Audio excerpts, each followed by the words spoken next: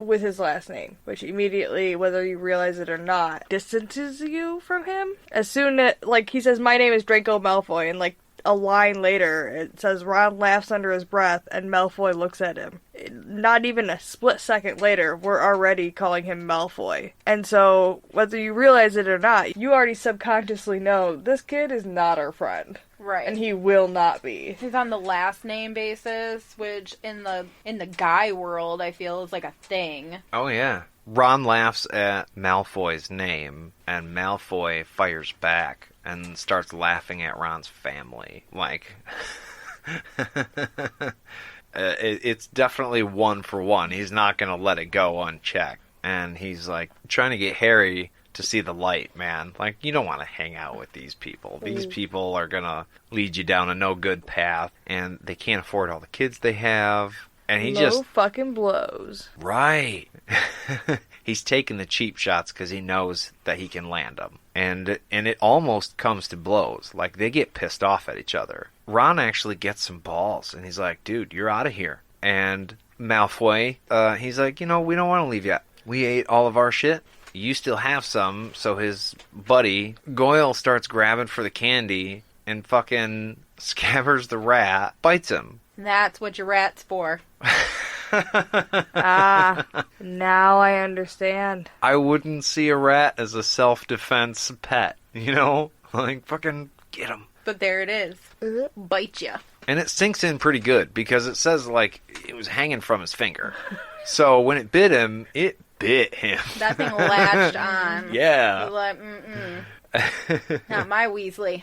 After that, it breaks it up. And they're like, oh shit, somebody got hurt. So they take off, and Hermione comes back. And Ron is, like, at a loss for words, because his rat falls the fuck asleep.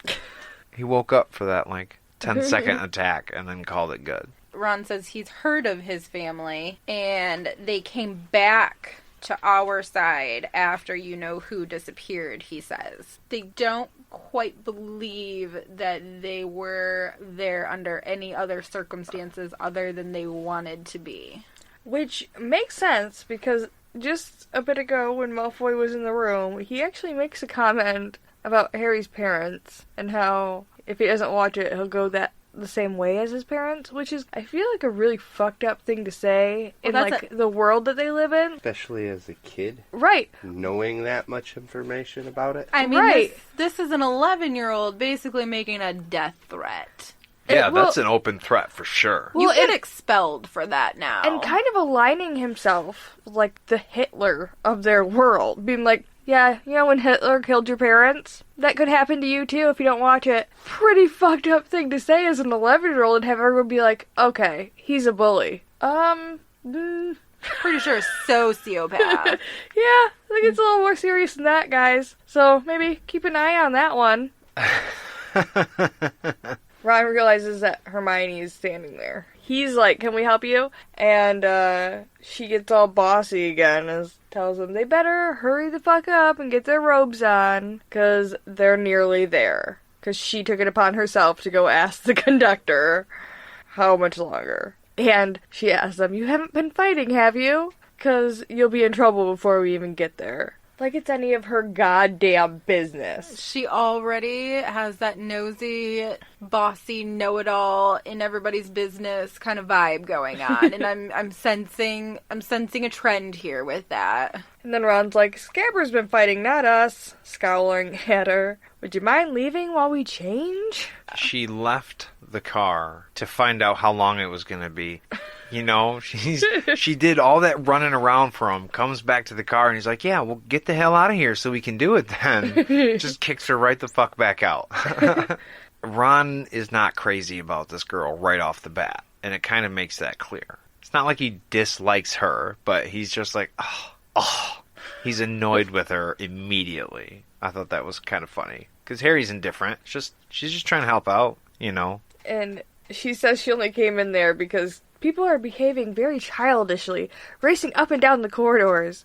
And I just bet, they're 11. 11 years old, alone on a train, all amped up on sugar and shit, and they're going to a magic school? Yeah. Yeah, I bet they're running up and down I bet you they're screaming. and acting like monkeys. I wonder if that's a magic train. Like, there's nobody else on the train with the kids other than that poor lady passing out snacks. And they're like, look, this is why we pay you, because you have to pass this shit out and then lock yourself in that room until it gets back to the school, because... I'm saying, yeah, duh. They're going nuts, for sure. So the train, Harry says, has noticeably slowed down. Now that they're dressed in their robes, the train stops. And it's Hagrid yelling for all the first years to come with him. So Hagrid's leading them down this narrow path. He's bringing all the first years, and they get down to the water, and they're getting into boats, and they can see the castle. And there's a starry sky, and there's turrets, and I'm going to assume I'm saying that right, and towers, and it's magical. There's Hogwarts in its glory, just right there. Everybody's oohing and awing and gawking over it. They said it's badass. It's a lake, and across it is a mountain with a fucking castle on the top of it.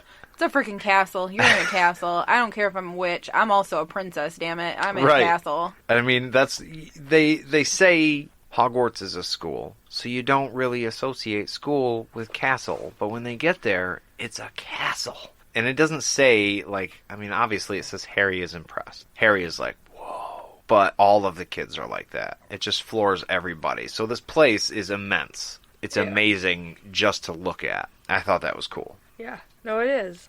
And then they have to cross the lake. In a boat. In a boat.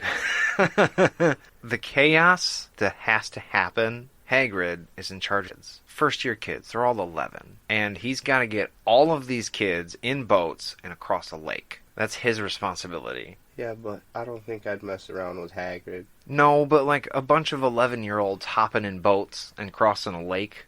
People are going to be flipping, and like my kids would be screwing around. I know that. Even if they were scared of Hagrid, they would definitely still be fucking around if his back was turned. And there was one more thing that it said. Hagrid had a boat by himself. He's 5 men wide and 2 men tall, and there is no way in hell that Hagrid is the same weight as 4 10-year-old boys.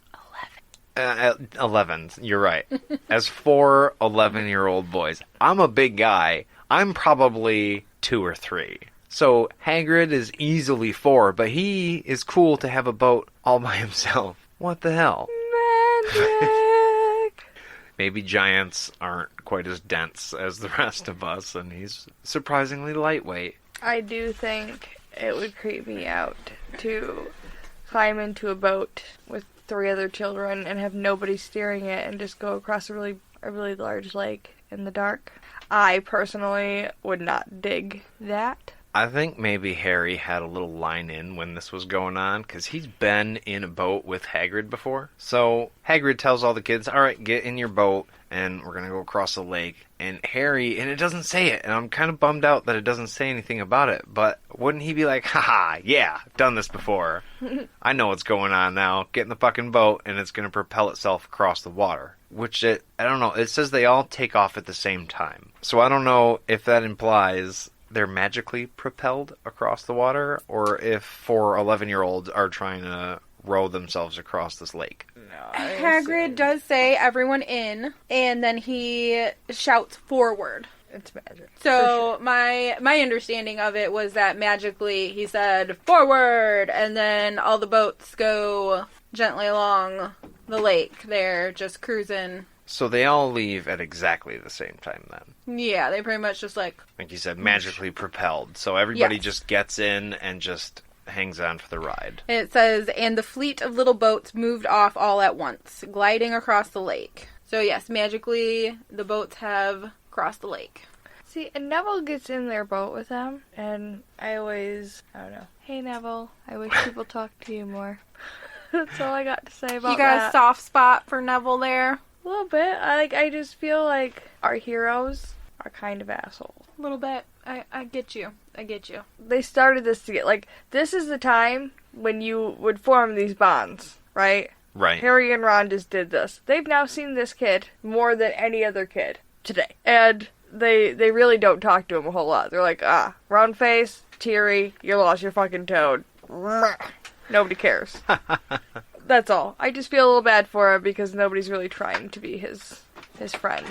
I think you're right. You know, they really didn't go out of their way to talk to him that much at all. It's like lunchtime at high school. Where are you going to sit? You know, the people that you choose to sit with are typically the people who you become friends with, who you're most comfortable with. Like, okay, I'm being forced to meet new people today. I'm going to sit next to you. And they go through, like, the ivy that's hanging at the mouth of this tunnel that goes underneath the castle. Loved it. And, which is badass, right? Yeah. And it goes to a shore underneath the castle. And when they get out of the boat, Hagrid found Neville's fucking toad. He's like, ah! And I thought it was great because he gets all the kids situated, right? And he's hollering at them, come up here, we're going to go in through these doors. And before he knocks on the door, he looks at Neville and he goes, still got your toad? Like, before we leave here, I'm going to double check that motherfucker is in your pocket. What's funny is that he seems to feel like he knows already that this is an issue for this. Also, the toad's name is Trevor. It's Trevor? Yeah, so I thought that was fun. I enjoy animals named like humans. We do know that Hagrid thinks that a toad is like a shitty pet to have. Yeah. Because of when they got Harry's stuff. He's like, Right. You don't want a toad, man. Everybody will make fun of you. So then the boats get to the other side, and Hagrid finds Neville's toad. And then he turns around, and he knocks on the door. Which, in the book, it says he knocked on the door. But that's kind of anticlimactic for me. I think that's how you say that word. Anticlimactic. I'll use one of those. Like, it builds up, and it's Hagrid. This is a big-ass dude, and he's knocking on a castle door. When I picture that in my head, he's like closed fist and bow, bow, bow on the door. But it's like, no, he just knocks. Well, he But knocks he's on a the giant. door 3 times. I would assume that his knock is going to be loud, regardless to if he's trying to make it dramatic or not. He's a giant. He's half giant. That's true, So- I suppose.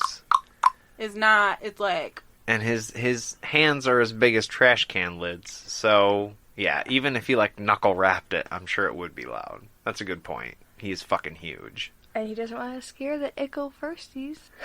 The ickle firsties.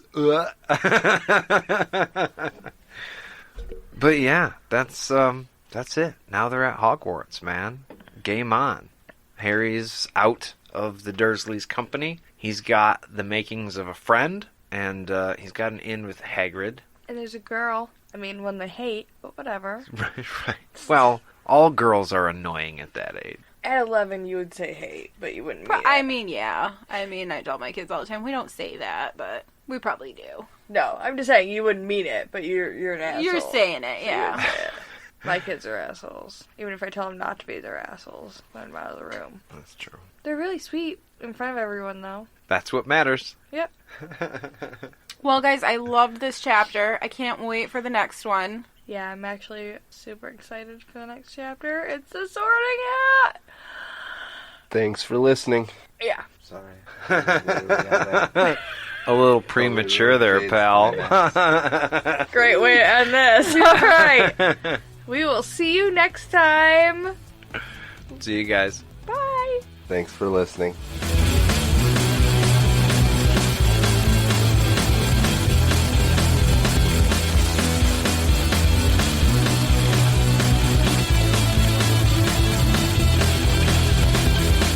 So there it is, guys. We hope you enjoyed listening as much as we enjoyed recording with James and Chantel. It's always fun when they come over. We share a couple of bottles and talk about this book. Yeah, we'd love for you guys to leave a review if you enjoyed our show. And if you're interested in keeping up with us, you can find us at Instagram, Twitter, or Patreon at podcast_ATT. Or on Facebook, you can find us at podcast ATT or all the things. Thanks for listening. See you guys.